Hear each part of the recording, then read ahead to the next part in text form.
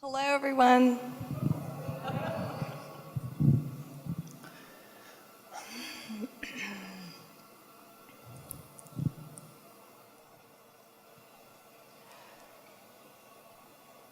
So I opened up the bathroom stall, pissed off at myself. Why do I always have to be late? I wish so badly that was a symptom of having OCD for me, but it's not. And I ran out so angry with myself. Chrissie, why do you do this? You have 15 minutes to get to your breakout presentation, and you're in the bathroom. And I am just cursing myself. And as I'm tapping my foot, being really angry, I realized where I was. I was 8th in line in the bathroom to wash my hands in a hotel at the International OCD Foundation Annual Conference.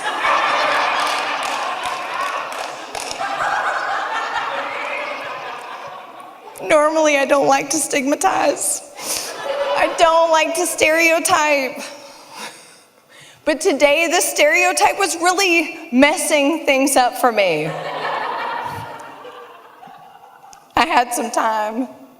So I started thinking, 30 years earlier from this day was when my symptoms showed up,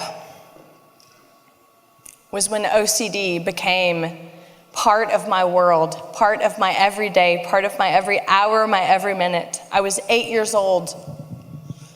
I was a normal kid. I played Atari, I rode bikes, I was social, I had a semi-normal family in suburbia, Georgia, and in 1 second, everything changed. In 1 second, anxiety took over everything. I developed a fear after someone got sick in a classroom of throwing up. And anyone here from BHI, y'all all know if you ever throw up, don't do it in front of me. But I developed this fear, even though I had never had that fear before. On this one day, all the OCD stars aligned. And my world became consumed with rituals, with mental rituals that no one ever knew was happening. Avoidance, rumination, prayer rituals. As an 8-year-old, how do you deal with this? How do you make sense of your life changing in 1 second? The only thing that I knew was I was a religious person. My dad was a minister in the South, which probably explains more than I would like to know. But I thought good things happen to good people, bad things happen to bad people. I'm 8 years old. This is the only way I knew how to justify what was happening. This is called scrupulosity. It comes into your OCD symptoms and it infiltrates everything. From the day that OCD showed up, for the next 12 years, it took over 8 to 10 hours of my day of rituals. When I went into my teenage years, it's still not knowing what was going on with me, still not wanting to tell anyone because I was so terrified and ashamed and embarrassed about this stupid obsession about throwing up. When I went into my teenage years, all of a sudden I developed these darker, uglier, gross obsessions.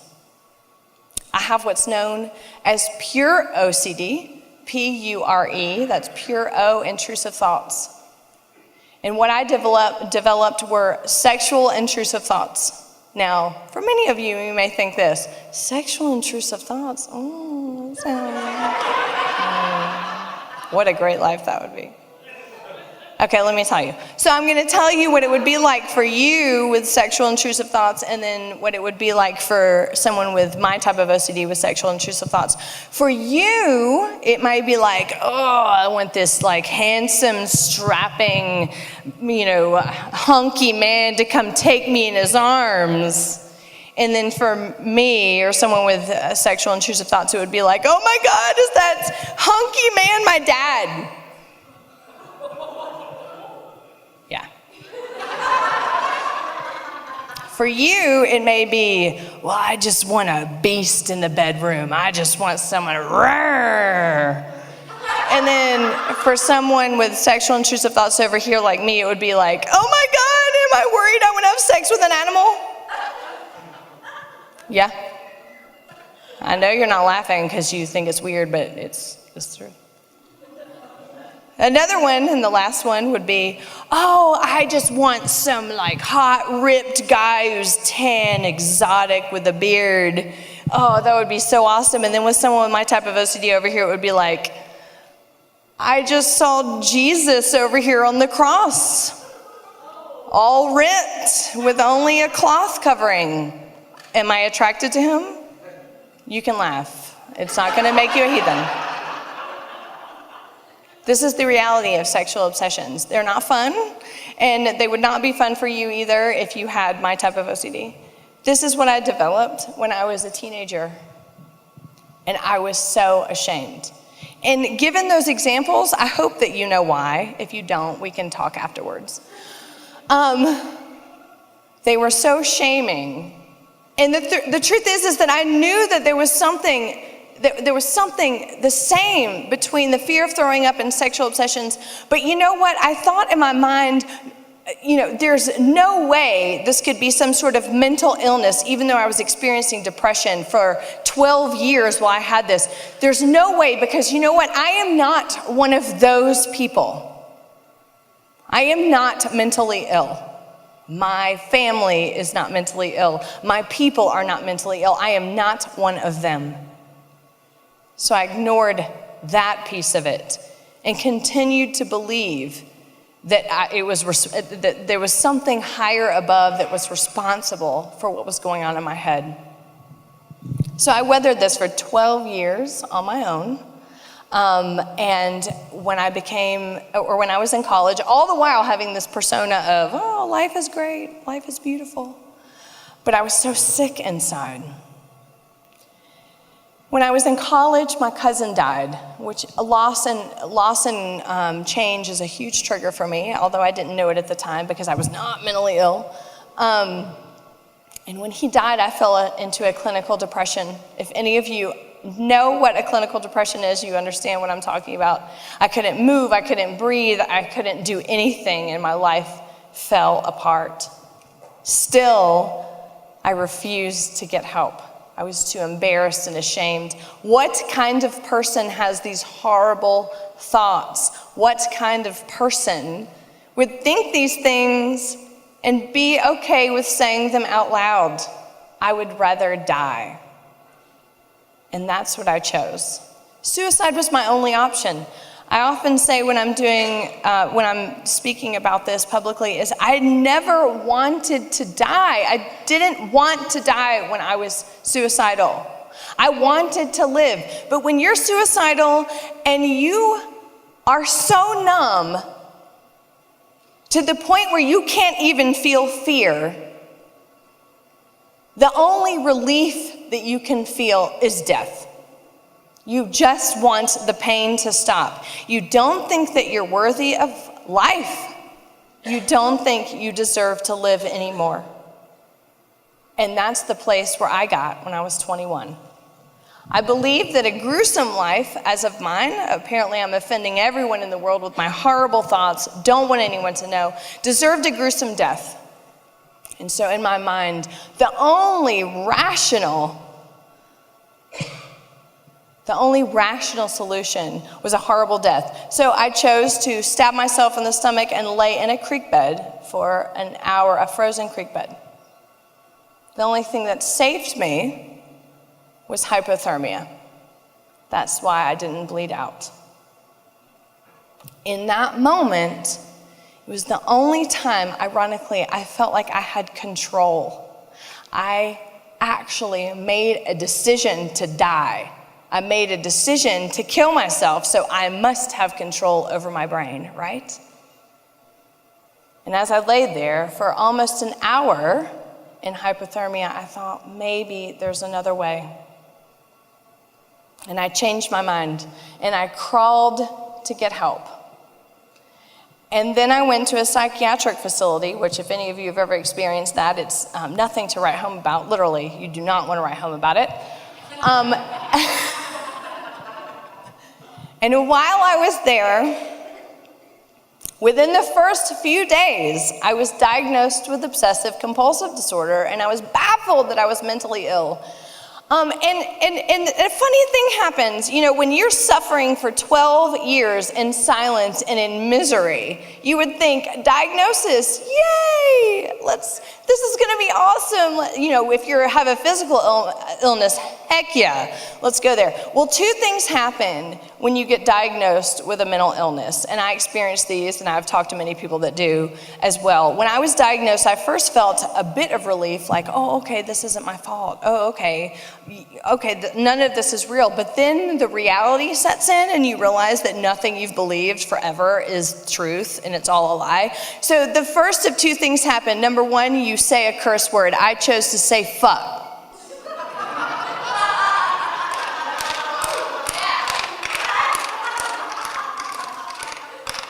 And then the second thing happens, and that's a visual, and then all of a sudden you see this visual of Jack Nicholson in One Flew Over the Cuckoo's Nest. And you do. It's true, it happens. But for me, I don't know if it's because of OCD or what, but I continued to go on. I saw Jack Nicholson in One Flew Over the Cuckoo's Nest. Then I saw Jack Nicholson in The Shining. And then I saw Jack Nicholson in As Good as It Gets. And I thought, Jack Nicholson has single-handedly thrown us all under the bus in his career with mental illness. Why, Jack? Why? So I got on medication. Prozac was the best thing that ever happened to me. It took all my symptoms away. It was awesome, and I went wild for a year the next year in college. Everybody ignored everything. We were like, OCD, whatever. And then I got off of medication, which most people do, because they think, oh, I can handle it. And then I relapsed. And then that's when I found out what type of OCD I have, which is pure OCD. So let me tell you something. When you're diagnosed with mental illness, you find out you're at the bottom of society. That's how you feel. It doesn't mean that you are, but that's how you feel. You're like, oh, great. Here we go. I'm way down here, and I don't want to tell anybody I have a mental illness. But then I was lucky enough to find out that even in my own illness, I was at the bottom of the hierarchy. Okay? Because in OCD, there are different levels. At the top, you have the hand washers. Okay, so the hand washers are the ones you're always going to see on Oprah. They're always really pretty, And then underneath them, you have the organizers, and you always see the memes of them all over Facebook. Oh my God, I wish my husband was OCD so my house would be so clean. Even though it's not accurate, it doesn't matter. You still see it, and you're like, oh, great. Well, then you have us, the sexual, violent thoughts. We're like the dirty uncles in the OCD world. Nobody talks about us. Even our own organization rarely even recognizes that we're part of it. How much lower can you get, people? Anyway, I got treatment. And during my treatment, I was in college, and I was sitting on the stairs of the psychology building, and right in the middle of my treatment, which works, by the way. It's called Exposure Response Prevention from Cognitive Behavioral Therapy. And I was sitting on the stairs, and I remember thinking, I wish so badly that one day I could use my experience, because nobody talks about my type of OCD. It's so shameful and embarrassing. And I looked up into the sky, and I just thought, I wish one day I could share my story.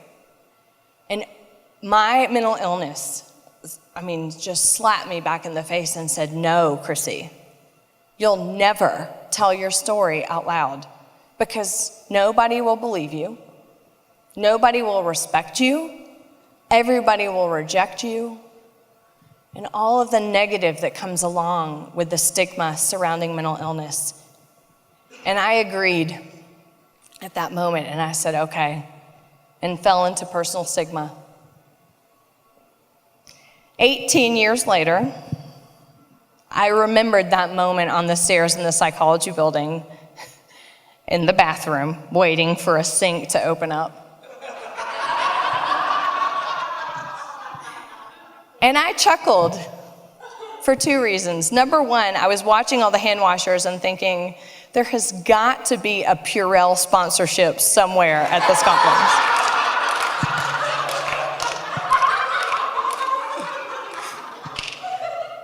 And number two, it doesn't matter where you are on the hierarchy of OCD. It doesn't matter where you are on the hierarchy of mental illness. We all experience the same things. We all experience the same stigma. We all feel unworthy at some point, and we all feel like we don't deserve a good life or we can't speak out. And as I finally washed my hands and dashed over to the breakout session, and I picked up the microphone and I said, hello, my name is Chrissie Hodges. I'm here to talk about OCD and personal stigma. I smiled and I thought to myself, that person on the psychology steps no longer exists. My hope tonight is that as you hear our stories, you understand that person with a mental illness, no matter who you are, what you've been through, doesn't exist. You do deserve a good life. You are worthy. No matter what, you can achieve your dreams. Thank you.